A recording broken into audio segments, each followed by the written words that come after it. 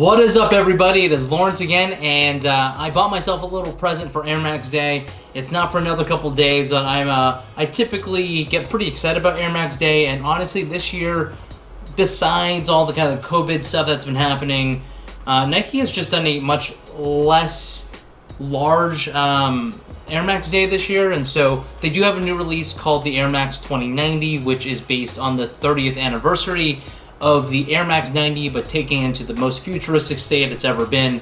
I'm actually super excited about one of the colorways there, so hopefully I'll be able to get that shoe as well. But overall, most of the other ones are pretty underwhelming. The kind of marquee this year is going to be the release of the reverse duck camo, which is like orangey and camo-y, and I'm just not a huge fan of camo or really the color orange that much.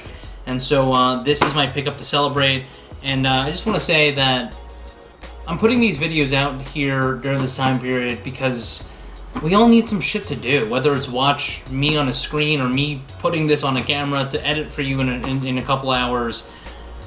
We're all stuck at home, so we might as well be doing stuff that we love. But what I got was the Air Max 1 in the Amsterdam colorway. They just released this recently, not to be confused with the Amsterdam color done by an artist named Para. That goes for like $5,000–$6,000. I wish I had the cash for that, but in today's economy, definitely not. But this is, I haven't seen it yet, so this is the box it comes in. What is kind of funny is on the back side, it definitely says it's from the Netherlands Nike box. So it's right there. And this is going to be unboxed. I'll do a full review actually when I get onto the shoe itself and I get it on my feet.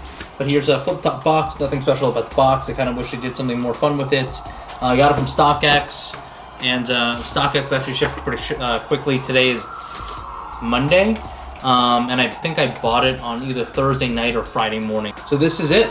This is the Air Max 1 done in the Amsterdam color. It looks absolutely gorgeous. Just feeling it real quickly, it feels really premium. It feels really heavy, actually, for an Air Max 1. So I feel like the materials might be a little heavier than your typical Air Max.